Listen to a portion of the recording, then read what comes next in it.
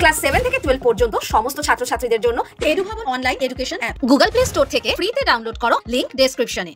সর্বদল বৈঠকের আগে বৃহস্পতিবার বিকেলে রাষ্ট্রপতি ভবনে গেলেন কেন্দ্রীয় স্বরাষ্ট্রমন্ত্রী অমিত শাহ এবং বিদেশমন্ত্রী এস জয়শঙ্কর।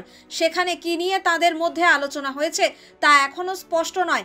এই বিষয়ে শাহ বা জয়শঙ্করও মুখ খোলেননি। তবে প্রশাসনের একটা সূত্র মনে করছে সর্বদল বৈঠকে বড় কোনো সিদ্ধান্তের কথা ঘোষণা করতে পারে নরেন্দ্র মোদী সরকার। সেই বিষয়ে রাষ্ট্রপতি দ্রৌপদী মুর্মুর সঙ্গে শাহ এবং জয়শঙ্কর কথা বলেন বলে খবর। পহেলগাঁও হামলার পরে বৃহস্পতিবার সর্বদল বৈঠকের ডাক দেয় মোদী সরকার। নর্থ ব্লকের তরফে জানানো হয়েছে, কেন্দ্রীয় প্রতিরক্ষা মন্ত্রী রাজনাথ সিং বিভিন্ন দলের শীর্ষ নেতৃত্বকে পরিস্থিতি সম্পর্কে অবগত করেন। বৈঠকে থাকার কথা শাহেরও। প্রসঙ্গত, কংগ্রেস এই সর্বদল বৈঠক ডাকার দাবি তুলেছিল। কংগ্রেস সভাপতি মল্লিকার্জুন খার্গে জানিয়েছিলেন, এই পহেলগাঁও কাণ্ড নিয়ে রাজনীতি করার পক্ষপাতী তারা নন। হামলার পরে শাহের সঙ্গেও তার কথা হয়েছে বলেও জানান তিনি। তখনই তিনি বলেন, এই পরিস্থিতিতে কেন্দ্রের উচিত সর্বদল বৈঠক ডেকে বিষয়টি পর্যালোচনা করা। খড়গের ওই ঘোষণার কয়েক ঘন্টা পরেই সর্বদল বৈঠকের ডাক দেয় মোদী সরকার।